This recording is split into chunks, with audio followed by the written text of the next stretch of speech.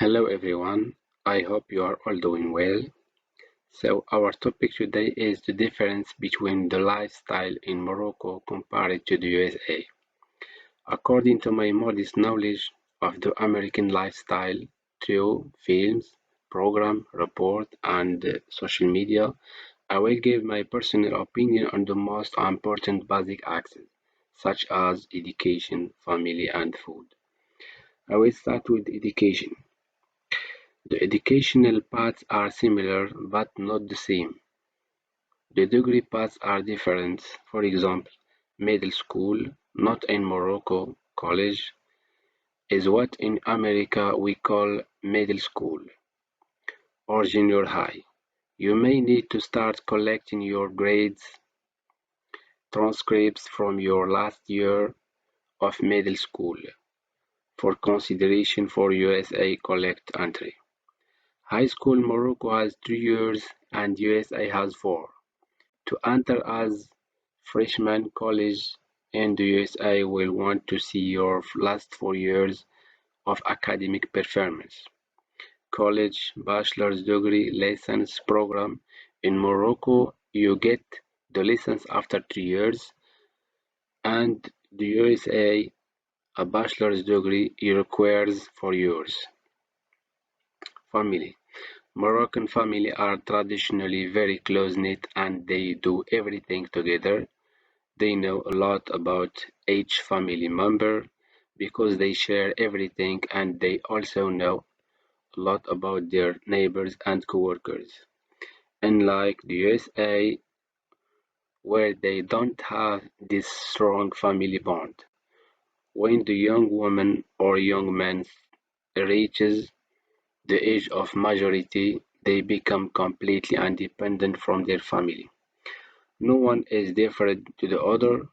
Each one lives his life as long as he wants and in the way that appears to him more correct. Food.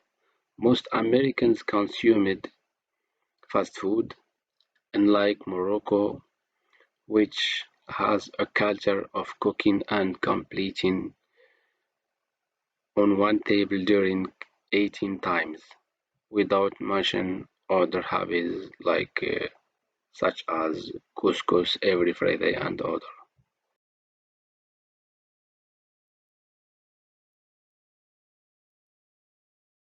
Immigration has existed during the whole history of humans. People started by moving to new places for hunting and fishery. After, they migrate in search of more fertile lands and create new settlements. Today, immigration still takes place all around the world, especially after development of means of transport. In the world, there are more than 281 million people living outside of their native country. Morocco hosts less foreign people than USA. Indeed, USA is a big destination of immigrants with 45 million immigrants, and Morocco hosts just 84,000. Seeing all those people moving make us think about reasons that push people to immigrate. So, let's have a look to discover those reasons. There are several reasons why people immigrate, but those reasons are different. It depends on individual priorities, the situation of the country of birth, and the situation of destination country. But mostly, people move for four reasons: economical, political, cultural, and environmental reasons. For example, USA attracts people mostly because life in USA is a big opportunity of wealth, jobs, and improvement of economical situation. To have access to healthcare and quality education that is not available in many countries. Moreover, USA is politically stable, so it's a good destination for a lot of refugees and asylum seekers. On the other hand, Morocco attracts people because its political stability, warm climate, and cheaper cost of life, and sometimes for religious reasons too. Some people also come to Morocco to develop business because the market is less competitive. Without forgetting all migrants that come to Morocco and risk their lives to cross illegally to Europe.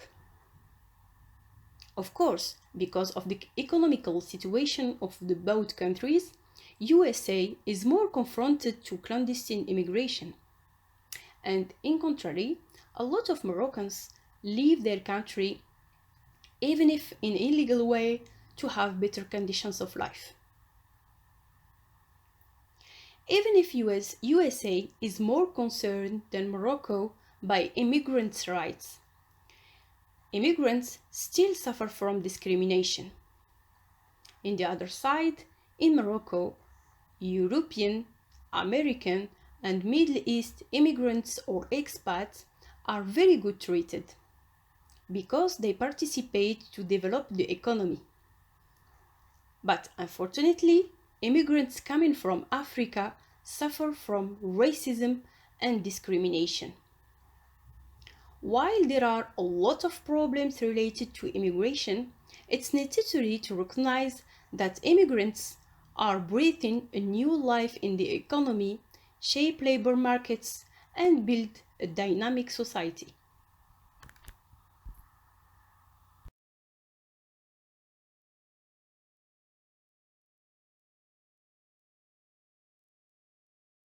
We share the world with animals. They are parts of our lives. They need us, and we can live with some of them. Pets are source of companionship and pleasure. You can see these cute furry little hats are very famous in social media. But these pets are just exception. Reality is far away. It's impossible to determine how many stray dogs and cats live in the United States. Estimates there are about 70 million stray animals living in the US. Of these 70 millions, only about 6 to 8 million cats and dogs enter the nations. 3,500 shelters every year, according to the Humane Society of the United States. Only 1 out of every 10 dogs born will find a permanent house. In the United States, animal protection laws can be enacted and enforced at every level of government. Most animal protection legislation happens at the state level.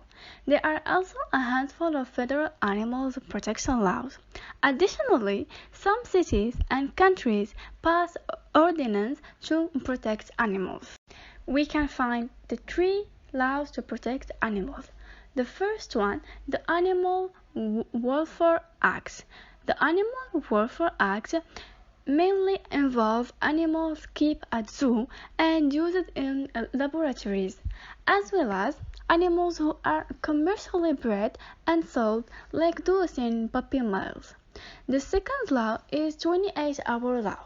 This law requires vehicles transporting certain animals from slaughter to stop every 28 hours to allow the animals exercise, food, and water.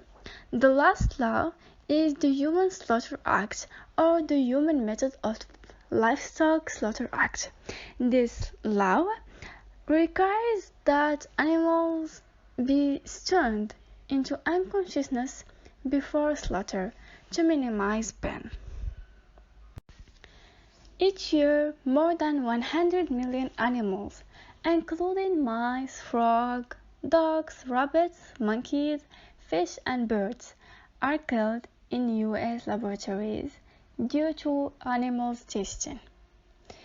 Even Americans spend a lot of money to preserve wilderness for animals and build zoos. Their farm and ranches raise animals to produce food. And many Americans think of their pets, usually cats and dogs, as part of their families. However, there are some livestock and pet rules they need to follow to avoid fines or getting their animals taken away from them. Animals are clearly important to us, so it's equally important that we avoid causing them unnecessary pain. The point that research has made us so sure that vertebrates recognize pain that's illegal in many countries to needlessly harm these animals. As our knowledge grows, it may one day allow us to live in a world where we don't cause pain needlessly.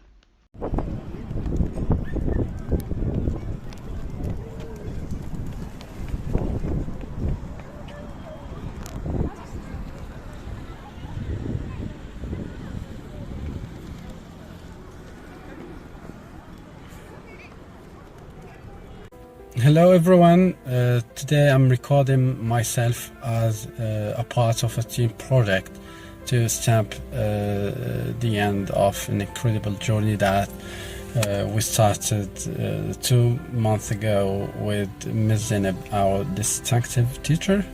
I'd like to thank her, and I'm gonna speak particularly about politics, a subject that has been close to our hearts since it was raised in our previous sessions.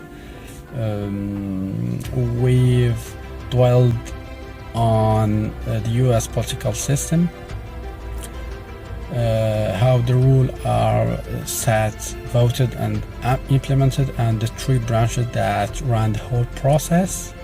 We've also seen this political spectrum going from far left to far right, and I remember that we split into 4 groups, and each group was embracing his own political vision and trying to convince the other group that it's the right path to follow.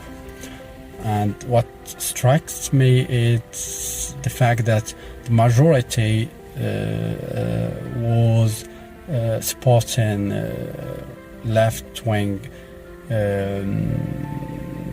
ideas.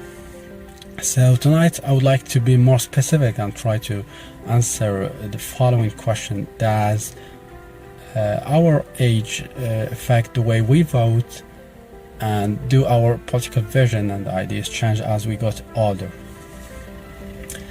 So in fact, I think that there is a common belief stating that as we get older, we become more and more right wing parties. So I would like to say that we embrace those kind of ideas, and it's been thought that the most plausible explanation to this phenomena is that the most plausible explanation to this phenomena is the fact that as we get older, we are seeking for more stability, and we are a bit more resistant to change. So we're less idealistic, and we are just trying to find our happy medium. On the other hand, when we are young, we have that energy to change the world and to bring some the brightest idea, to enforce them and try to make the world a better one. So I think this is the main factor. The second thing that may explain this fondness to right-wing parties is that the parties themselves propose a platform that match the senior vision and I mean the current situation, or what we call the status quo. So I think that they are more about pragmatism than it is about idealism. That's why they attract more old people than young ones. So it's just me trying to answer the question and to to keep the discussion or the talk in relation with what it's been said. So we'll see if we will stay faithful to our left-wing's ideas, or maybe we're gonna change the side as we are going through life. So that's all I have for tonight. I will leave my dear fellows give you a glimpse of the other interesting topic that we've seen. Thank you for your attention, and good night.